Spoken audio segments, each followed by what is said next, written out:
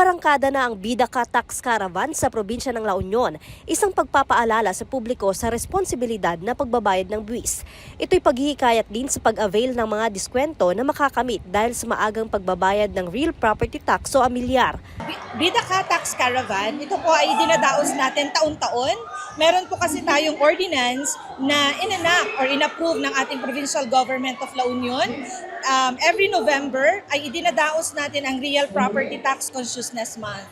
Dito sa ating selebrasyon ng ating Tax Consciousness Month, dito natin ipinapahayag yung mga naimbag na damag or yung mga good news natin para sa ating mga taxpayers. Sila yung ating mga bida or yung tinatawag nating buwis kaintay binayadan, duras ti amin nga kailyan.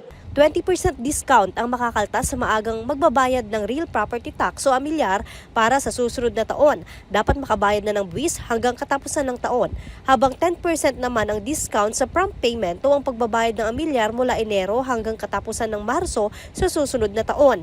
Mataas naman umano ang compliance rate ng taxpayer sa probinsya. With the efforts of our municipal treasurers and municipal assessors, nakakamit naman natin yung ating efficiency. Mataas po yung efficiency ng province. Nakokolekta natin yung dapat na makolekta. Napaka-importante lamang umano na maimulat ang pagbabayad ng buwis bilang responsibilidad ng isang Pilipino dahil ito rin ang nagsisilbing pondo para sa mga maayos na implementasyon ng proyekto at babalik na benepisyo ng mamamayang Pilipino.